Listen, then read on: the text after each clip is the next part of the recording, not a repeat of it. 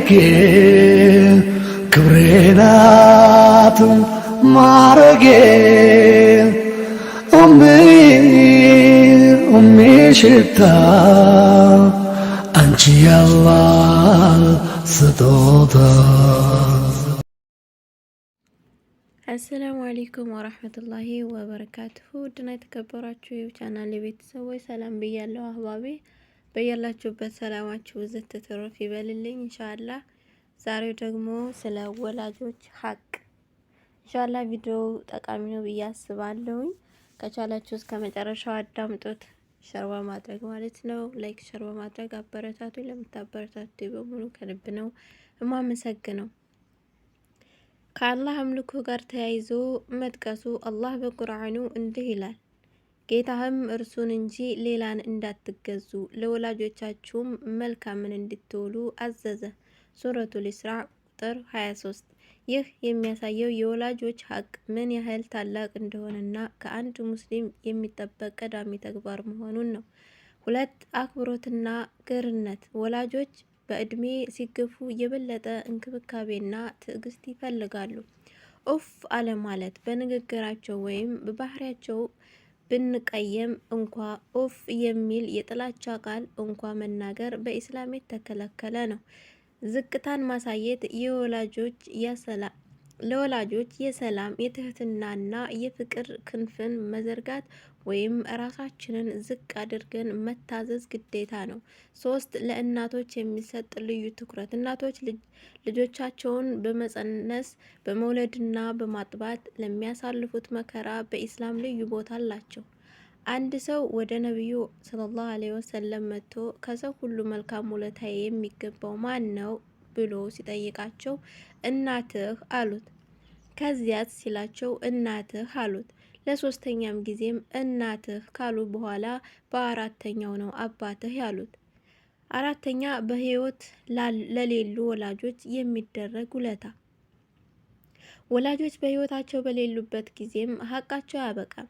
ዱዓ ማድረግ፣ ጌታዬ ሆይ በህፃንነቴ እንዳሳደጉኝ እዘንላቸው በማለት መለመን፣ ሰደቃ መስጠት፣ በእነሱ ስም ለድሆች በመጽዋት ወዳጆቻቸውን መዘየር፣ የወላጆችን ጓደኞችና ዘመዶች መጠየቅና ማክበር የወላጆችን ሀቅ ከመወጣት ይቆጠራል። 5. ትዕዛዛቸውን መፈጸም።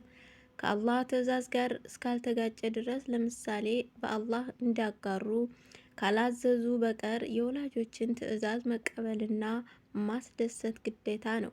ወላጆችን ማስቆጣት የአላህን ቁጣ ያስከትላል። ባጭሩ የወላጆች ዱዓ ወይም ምርቃት ወደ ጀነት ያስገባል። እነሱን ማማጽና ማስከፋት ደግሞ በዱንያም በአኼራም ለውርደትና ለቅጣትም ይዳርጋል። 6. የወላጆች ዱዓ ወይም ምርቃትና እርግማን። የወላጆች ዱዓ በአላህ ዘንድ ተቀባይነት በጣም ፈጣን ነው። ነቢዩ ሰለላሁ ዐለይሂ ወሰለም እንዲህ ብለዋል፣ 3 ዱዓዎች ያለ ጥርጥር ተቀባይነት አላቸው። የተበዳይ ዱዓ፣ የመንገደኛ ዱዓ እና ወላጅ በልጁ ላይ የሚያደርገው ዱዓ። ይህ ማለት ወላጆችን መርቀውንም ይሁን ተቀይመውብን የሚናገሩት ቃል በህይወታችን ትልቅ ተጽዕኖ አለው። 7. ወላጆችን ሙስሊም ባይሆኑ እንኳ። ኢስላም ወላጆች ሙስሊም ባይሆኑም እንኳ ቅድሚያ የሚሰጠው ለመልካም ግንኙነት ነው። ቁርአን እንዲህ ይላል፣ በእርሱ በአላህ ላንተ በእርሱ እውቀት የሌለህን ነገር እንድታጋራ ቢታገሉህ አትታዘዛቸው፣ በዚች ዓለምም በመልካም ተጓዳኛቸው። ሱረቱል ሉቅማን ቁጥር 15 ላይ። ይህ የሚያሳየው በሃይማኖት ባይስማሙም እንኳ በቁሳቁስ መርዳት፣ በጥሩ ቃል ማናገርና ማክበር ሀቅ መሆኑን ነው። 8. የጀነት በር ናቸው። ነቢዩ ሰለላሁ ዐለይሂ ወሰለም እንዲህ ብለዋል፣ አባት ወይም ወላጅ የጀነት መካከለኛው በር ነው። ከፈለክ ያንን በር አጥፋው በማመጽ ወይም ጠብቀው በመታዘዝ። እንዲሁም አንድ ሷሃባ ወደ ጅሃድ መሄድ ፈልጉ ሲመክሩት እናት አለችህ አሉት። አዎ አላቸው። እግሯ ስር ሁን፣ ጀነት እዚያው ናትና አሉት። 9. የኢኮኖሚያ ወይም የቀልብ ሀቅ። ወላጆች ራሳቸውን መርዳት ካልቻሉና ልጃቸው አቅም ካለው ወላጆችን መመገብ፣ ማልበስና መጠለያ መስጠት በልጆች ላይ ግዴታ ወይም ዋጅብ ነው።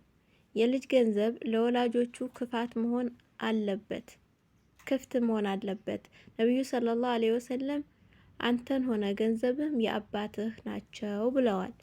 ወላጆችን በማስቀየም የሚመጡ አደጋዎች፣ አንደኛ የአላህ ቁጣ። የአላህ ውዴታ በወላጆች ውዴታ ውስጥ ነው። የአላህ ቁጣ የወላጆች ቁጣ ውስጥ ነው። ዱንያ ላይ የሚቀደም ቅጣት፣ አብዛኛው ወንጀል ቅጣቱ አኼራ ላይ ቢሆንም ወላጆችን መበደል ግን አላህ ገና እዚሁ ምድር ላይ ውጤቱን ያሳየዋል። የስራ መታገድ፣ ወላጆችን የሚያስቀይም ወይም እንቁል ዋሊደይን የሰው የፈለገውን ያክል ቢሰግድና ቢጾም ስራው ተቀባይነት ላይኖረው ይችላል። ለወላጆች ማድረግ የምትችለውን ቀላል ነገሮች፣ ፈገግታ፣ ፊታቸውን ስታይ በደስታ በፈገግታ መሆን፣ ማዳመጥ፣ ሲናገሩ አታቋርጣቸው፣ ሀሳባቸውን አክብር፣ ምርቃት መጠየቅ፣ በማንኛውም ስራ ላይ ዱዓ እንዲያደርጉልህ መጠየቅ፣ በስም አለመጥራት፣ አባቴ ወይም እማዬ ብሎ በአክብሮት መጣራት። 10 በቁርአን ውስጥ የተጠቀሱ ወላጆችን የሚደረጉ ዱዓዎች። አላህ በቁርአን ውስጥ ወላጆቻቸውን እንዴት መለመን እንዳለብን አስተምሮናል። እነዚህን ዱዓዎች በየሶላታችንና በትርፍ ጊዜያችን ብናደርጋቸው ትልቅ ውለታ ነው። ረቢ አርሐምሁማ ከማ ረቢያኒ ሰጊራ። ጌታዬ ሆይ በህፃንነቴ በችግርነቴ እንዳሳደጉኝ ሁሉ እዘንላቸው ወይም እራራላቸው። ሱረቱል ኢስራ ቁጥር 24። ረበና እክፍርሊ ወሊወሊደየ ወሊሙእሚኒነ የውመ የቁሙል ሒሳብ። ጌታዬ ሆይ ምርመራ በሚቆምበት ቀን ለእኔም ለወላጆችም ለምእምናን ሁሉ ማር። ሱረቱል ኢብራሂም ቁጥር 41 ላይ። 11ኛ ወላጆች ከሞቱ በኋላ የሚቀጥሉ ሀቆች። የወላጆች ውለታ እነሱ ሲሞቱ አያበቃም። እንዳውም ከሞቱ በኋላ ካንተ የሚፈልጉት ነገር ይበልጣል። ነቢዩ ሰለላሁ ዐለይሂ ወሰለም እንደተናገሩት አንድ ሰው ሲሞት የሰራው ስራው ይቋረጣል በሶስቱ ነገሮች ካልሆነ በቀር። አንዱ ለእርሱ ዱዓ የሚያደርግ መልካም ልጅ ነው። እስትግፋር ወይም ምህረትን መለመን። አላህ የወላጆችን ደረጃ ጀነት ውስጥ ከፍ ያደርገዋል። እነርሱም ይህ ከየት መጣ ብለው ሲጠየቁ ይህም ላንተ ባደረገው ምህረት ልመና ነው ይባላሉ። የእነርሱን ቃል ወይም ኑዛዜ መፈጸም፣ በህይወት እያሉ የተናገሩትን መልካም ኑዛዜ መተግበር፣ የዝምድና ኃይል መቀጠል፣ በእነርሱ በኩል ያሉ ዘመዶችን ወይም አክስት፣ አጎት፣ አያት መጠየቅ። ይህ የወላጆች ዋና ሀቅ ነው። ጓደኞቻቸውን ማክበር፣ የአባትህን ወይም የእናትህን ጓደኛ መዘየርና መርዳት እነርሱን እንደ መርዳት ይቆጠራል። 12 የወላጆች ሀቅ ከጅሃድ ይበልጣል። አንድ ሰው ወደ ነቢዩ ሰለላሁ ዐለይሂ ወሰለም መጥቶ ዘመቻ ጂሃድ መውጣት እንደሚፈልግ ነገራቸው። እርሳቸውም ወላጆችህ በህይወት አሉ አሉት። አዎ አላቸው።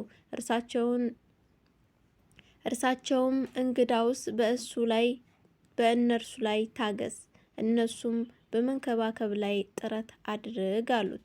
ቡኻሪና ሙስሊም የዘገቡት። ይህ የሚያሳየው ወላጆችን ማገልገል ከአላህ መንገድ ተጋድሎ ባልተናነሰ ደረጃ ትልቅ ሚንዳ እንዳለው ነው። 13ኛ ኡፍ የማለት አደጋ። አላህ በቁርአኑ ለእነርሱም ኡፍ አትበላቸው፣ አትገልምጣቸው ብሏል። ዑለማዎች ሲተረጉሙ ኡፍ ማለት በልቡ ውስጥ የሚፈጠርን የድካም ወይም የመሰልቸት ስሜት በትንሽ ድምፅ መግለጽ ነው። ይህም ያህል ትንሽ ነገር እንኳን ክልክል ከሆነ መጮህ፣ መሳደብ ወይም እጅ ማንሳት ምን ያክል ከባድ ወንጀል እንደሆነ መገመት ይቻላል። የወላጆች ሀቅ የጀነት በር መክፈቻ ቁልፍ ነው። በዱንያ ላይ ስኬታማ ለመሆን፣ በረካ ለማግኘትና በመጨረሻም አላህን ለመገናኘት የወላጆች ፊት ማየትና እነሱን ማስደሰት ቀላል መንገድ ነው። አንድ ትልቅ ምክር፣ ዛሬውኑ ወላጆችን በህይወት ካሉ ስልክ ደውለህ ወይም ፊት ለፊት አግኝታቸው አላህ ይውደድላችሁ፣ እወዳቸዋለሁ በላቸው። ይህ ለእነርሱ ትልቅ ደስታ ነው።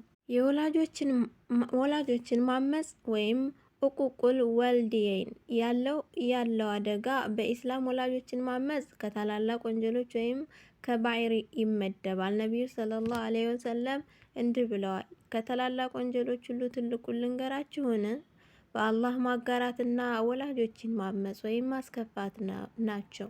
የዚህ ወንጀል አስከፊነት በሚከተሉት ነጥቦች ይገለጻል። ስራ ተቀባይነት አያገኝም።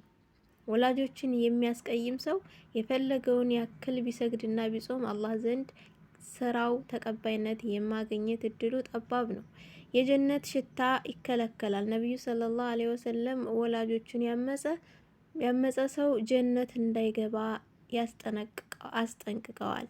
በዱንያ የሚመጣ ቅጣት አላህ አብዛኛውን ወንጀል እስከ ቅያማ ቀን ያቆየዋል። ወላጆችን መበደል ግን ገና ሳይሞቱ እዚሁ ምድር ላይ ውርደትንና ስቃይን ያሳያል። 15ኛ አስቸጋሪ ወላጆችን እንዴት መያዝ ይቻላል? አንዳንድ ጊዜ ወላጆች ጸባያቸው አስቸጋሪ ሊሆን ይችላል ወይም ልጆቻቸውን ሊበድሉ ይችላሉ። በዚህ ጊዜ አንድ ሙስሊም ምን ማድረግ አለበት? ትዕግስት ወይም ሶብር። ወላጆች ቢበድሉ እንኳ አንተ የመበደል መብት የለህም። የነሱ በደል አንተ ሀቃቸውን እንድትበላ ምክንያት አይሆንም። መልካም ምላሽ። ቁርአን መጥፎን በመልካም እንድመልስ ያዛል። እነርሱ ቢቆጡ በዝምታና በትህትና ማለፍ አጅሩን እጥፍ ያደርገዋል። ዱዓ ማድረግ። አላህ ልባቸውን እንዲያለሰልሰውና ወደ መልካም እንዲመራቸው መለመን። 16 ወላጆችን የማገልገል ስውር በረካዎች። ወላጆችን በሚገባ የሚንከባከብ ሰው በህይወቱ እነዚህን ነገሮች ያገኛል። የሲሳይ ወይም የርዚቅ መስፋት፣ ዝምድናን መቀጠልና ወላጆችን መርዳት እድሜን ያረዝማል፣ ሲሳይን ያበረክታል። የልጆች ታዛዥነት። አንተ ለወላጆች ስትታዘዝ አላህ ደግሞ የአንተ ልጆች አንተን እንዲታዘዙ ያደርጋቸዋል። እንደ ስራ ታገኛለህ ወይም ከማታ ዲኑ ቱዳን እንደሚባለው። ከጭንቀት መገላገል። በታላቁ የዋሻው ታሪክ ወይም ሀዲሰል ጋር ላይ እንደተጠቀሰው አንዱ ሰውዬ በወላጆቹ ውለታ ተማጽኖ አላህ ከታላቅ ድንጋይ መውደቅና ከጭንቀት አድኖታል። 17ኛ ወላጆች ከሞቱ በኋላ የቀሩ ዘመዶችን መዘየር። የወላጆች ሀቅ እነሱን ብቻ ሳይሆን እነሱ የሚወዷቸውን ሰዎችም ይጨምራል። ነቢዩ ሰለላሁ ዐለይሂ ወሰለም እንዲህ ብለዋል፣ ከውለታዎች ሁሉ ትልቁ ውለታ አንድ ሰው አባቱ ከሞተ በኋላ የአባቱን ወዳጅ ወይም ጓደኞች መዘየር መልካም መዋል ነው። ወላጆችን ማመጽ በኢስላም ወላጆችን ማመጽ ከታላላቅ ወንጀሎች ወይም ከባይር መካከል ይመደባል። ነቢዩ ሰለላሁ ዐለይሂ ወሰለም እንዲህ ብለዋል፣ ከታላላቅ ወንጀሎች ሁሉ ትልቁን ልንገራችሁን? በአላህ ማጋራትና ወላጆችን ማመጽ ናቸው። ቡኻሪና ሙስሊም። የጀነት መግቢያ መንገድ ይዘጋል። ወላጆችን የሚያስከፋ ሰው ጀነትን አያሸታትም ተብሎ ይነገራል።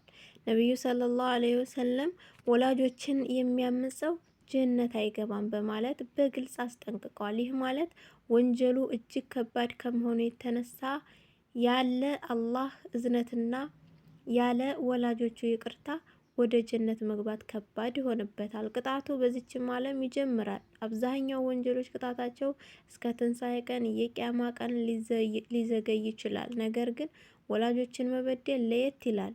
ነቢዩ ሰለላሁ ዐለይሂ ወሰለም እንዲህ ብለዋል፣ ሁሉንም ወንጀሎች አላህ የፈለገውን ያህል እስከ ቂያማ ቀን ያቆየዋል፣ ቅጣቱን ያዘገያል። ወላጆቹን ማመጽ ሲቀር እሱማ ቅጣቱ ለባለቤቱ ገና ሳይሞት በዚች ዓለም ላይ ይፈጥናል ወይም ይቀጣበታል። ሐኪም እንደዘገቡት ይህ ማለት ወላጆቹን ያሳቀቀ ሰው በገንዘብ፣ በልጆቹ ወይም በጤናው ላይ ችግር ሊገጥመው ይችላል።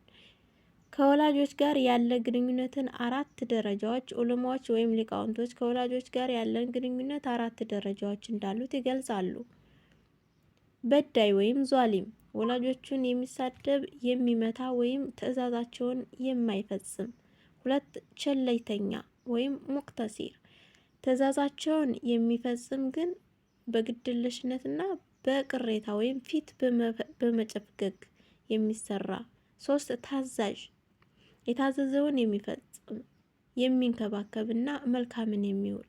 ልዩ ታዛዥ ወይም ሙህሲን፣ ወላጆቹ ሳይናገሩ ፍላጎታቸውን አውቆ የሚፈጽም ከራሱ በላይ የሚያስቀድማቸውና የልባቸው ደስታ የሚፈልግ ይሄኛው ትልቁ ደረጃ ነው። ወላጆችህ በህይወት ካሉ እድለኛ ነህ። ጀነትን የምታገኝበት ክፍት በር አለ። ልጆችን ካለፉ ደግሞ በዱዓና በሰደቃ ልታገኛቸው ትችላለህ። አስቸጋሪ ወይም ጨካኝ ወላጆችን መያዝ። አንዳንድ ጊዜ ወላጆች ለልጆቻቸው አስቸጋሪ ሊሆኑ፣ ሊበድሏቸው ወይም አቅማቸው ሊያስጨንቋቸው ይችላሉ። በዚህ ጊዜ አንድ ሙስሊም ምን ማድረግ አለበት? ትዕግስት፣ ሶብር። ወላጆች ቢበድሉ እንኳ አንተ የመበደል መብት የለህም። የእነርሱ በደል አንተን ከመልካም ውለታ ወይም ቢር ነፃ አያደርግም። አለመታዘዝ የሚፈቅድበት ሁኔታ አላህ ያዘዘውን ነገር እንዲተው ወይ ለምሳሌ ሶላት አትስገድ ቢሉ ወይም አላህ የከለከለውን እንዲሰሩ ካዘዙ አትታዘዛቸውም። ነገር ግን በዚህ ጊዜም እንኳ በክፉ ቃል ሳይሆን በትህትናና በጥሩ ንግግር መሆን አለበት። ዱዓ ማድረግ፣ አላህ ልባቸውን እንዳረጥብላቸውና እንዲመራቸው አጥብቆ መለመን። የሚስቱ የባል ወላጆች ወይም አማቾች ሀቅ። ይህ በብዙ ትዳሮች ውስጥ ውጥረት የሚፈጥር ነጥብ ነው። በኢስላም ሕግጋት መሰረት የባል ወላጆች ወይም አባትና እናት በልጃቸው ላይ ያላቸው ሀቅ እጅግ ከፍተኛ ነው። ሚስት ባሏ ወላጆቹን እንዲንከባከብና እንዲረዳ ልታበረታታው ይገባል እንጂ ልታርቀው አይገባም። የሚስት ቀዳሚ ግዴታ ለባሏ ነው። የባል ወላጆች ወይም አማቾችን ማገልገል በሸሪዓ ግዴታ ወይም ዋጅብ ባይሆንም ባልን ለማስደሰትና ቤተሰብን ለማጠናከር ሲባል እነሱን መንከባከብና ማክበር ትልቅ ሱና እና በጎ ተግባር ነው። የአማቾችን ሀቅ መጠበቅ የባልን ውዴታና የአላህን በረካ ያመጣል። በወላጆችና በሚስት ወይም በባል መሀል ሚዛን መጠበቅ። አንድ ሙስሊም ወንድ በሚስቱና በወላጆቹ መሀል ግጭት ሲፈጠር ፍትሃዊ መሆን አለበት። የወላጆቹን ሀቅ ሳይሰጥ የሚስቱን መብት ማስጠበቅ አለበት። ወላጆቹን ለማስደሰት ተብሎ በሚስት ላይ በደል መፈጸም አይፈቀድም። ሚስትን ለማስደሰትም ወላጆችን ማራቅ አይቻልም። ጥበብ የተሞላበት ሚዛን ያስፈልጋል። የወላጆች ጓደኞች መብት። ኢስላም ምን ያክል ጥቃቅን ስነ ምግባሮችን እንደጠበቀ የሚያሳየው የወላጆች ጓደኞች ያላቸው ቦታ ነው። ነቢዩ ሰለላሁ ዐለይሂ ወሰለም እንዲህ ብለዋል፣ ከበጎ ስራዎች ሁሉ በላጩ አንድ ሰው አባቱ ከሞተ በኋላ የአባቱን ወዳጆች ወይም ጓደኞች በመቀጠሉ ወይም መዘየሩ ነው። ይህ ማለት አባትህ፣ እናትህ ወይም የሚወዷቸው ሰዎች ካሉ እነርሱን በመጠየቅና በስጦታ በማስታወስ የወላጆችን ቀብር ማብራት ትችላለህ። በሩቅ ሀገር በስደት ያለ ልጅ ሀቅ። ብዙዎቻችን ከቤተሰብ ርቀን እንኖራለን። በዚህ ጊዜ የወላጆች ሀቅ ለመወጣት የሚከተሉት ነጥቦች ወሳኝ ናቸው። መደበኛ ግንኙነት፣ በስልክም ይሁን በቪዲዮ ደውሎ ድምጻቸውን መስማትና ማውራት ለወላጆች ገንዘብ በላይ ትልቅ እረፍት ነው። አልረሳኋችሁም የሚል መልእክት አለው። ፍላጎታቸውን ቀድሞ ማወቅ፣ ሳይጠይቁህ የሚያስፈልጋቸውን ነገር ለጤና፣ ለምግብ፣ ለቤት ማድረሻ ማሟላት፣ ምርቃን መጠየቅ፣ በስልክ ስታወራቸው ዱዓ አድርጉልኝ ማለት ለእነርሱ ትልቅ ክብር እንደሰጣቸው እንዲሰማቸው ያደርጋል። ለወላጆች የሚደረግ ሰደቃቱል ጃሪያ፣ የማይቋረጥ ሰደቃ። ወላጆች በህይወት ቢኖርም ባይኖርም በእነርሱ ስም የምታደርገው በጎ ስራ አጅር ወይም እንዳው ቀጥታ ለእነርሱ ያደርስላቸዋል። ለምሳሌ የውሃ ጉድጓድ ማስቆፈር፣ በእነርሱ ስም ለሰዎች መጠጥ የሚሆን ውሃ ማዘጋጀት፣ ቁርአን መግዛት፣ ለመስጂድ ወይም ለተማሪዎች ቁርአን ገዝቶ መስጠት፣ ዛፍ መትከል፣ ጥላ ወይም ፍሬ የሚሰጥ ዛፍ በእነርሱ ስም መትከል፣ መስጂድ መገንባት፣ በአቅም በምትችለው መጠን ለመስጂድ ግንባታ በእነርሱ ስም መሳተፍ። ወላጆች ሲያረጁ የሚኖራቸው ስነ ልቦና። ወላጆች እድሜያቸው ሲገፋ ልክ እንደ ህፃን ልጅ ስስ ይሆናሉ። ቶሎ ሊቀየሙ፣ ሊደክማቸው ወይም ደጋግመው ሊያወሩ ይችላሉ። በዚህ ጊዜ ቁርአን ክንፍን ዘርጋላቸው ወይም ትሁቱንላቸው ይላል። አትቆጣቸው። የሚናገሩት ነገር ስህተት ቢሆን እንኳ በለሰለሰ ቃል እንጂ በክርክር አትመልስላቸው። ጊዜ ስጣቸው። በስራ ብትወጠርም እንኳ ለእነርሱ የምታጠፋው ጊዜ በረካ እንዳለው እወቅ። የወላጆች ዕዳ መክፈል። አንድ ልጅ ለወላጆቹ ሊያደርግ የሚችለው ትልቁ ውለታ ዕዳ ካለባቸው መክፈል ነው። ወይም ቁሳዊ ዕዳ፣ ለሰው ያለባቸውን የገንዘብ ዕዳ መክፈል። መንፈሳዊ ዕዳ፣ ለምሳሌ የመጣላቸው ጾም ረመዷን ካለ ወይም ነድር ስለት ካለባቸው በእነርሱ ስም መፈጸም ወይም ማስተሳሰሪያ ወይም ፊያዳ መስጠት። ሀጅ ካላደረጉና አቅሙ ካለህ በእነርሱ ስም ሀጅ ማድረግ ይቻላል። የወላጆች ሀቅ የሚጠበቅ ሰው በዱንያ ላይ የሚያገኛቸው ጥቅሞች፣ በሲሳይ ርዚቅ ላይ በረካ፣ ገንዘቡ ይባረካል፣ ባነሰ ነገር ብዙ መስራት ይቻላል። በእድሜ ላይ በረካ፣ ረጅም እድሜ በመልካም ስራ ላይ እንዲያሳልፉ ይረዳዋል። የገዛ ልጆቹን ይታዘዙታል። እንዳደርግልህ የምትፈልገውን ነገር ለወላጆች አድርግ እንደሚባለው አንተ ለልጆችህ መልካም ስትሆን አላህ ደግሞ የአንተን ልጆች ለአንተ ታዛዥ ያደርጋቸዋል ይላል። አህባቢ የወላጆችን ሀቅ በዚህ እንጨርሳለን ማለት ነው። በያላችሁበት ሰላማችሁ ይብዛ። ሰላም፣ ፍቅር፣ አንድነት ለእናት ሀገራችን እያልኩ እኔ በዚሁ ሰናበታችኋለሁ። ሰላሙ አሌይኩም ወራህመቱላሂ ወበረካቱ። ደጌ ክብሬ ናት ማረጌ ሽታ አንቺ ያላህ ስጦታ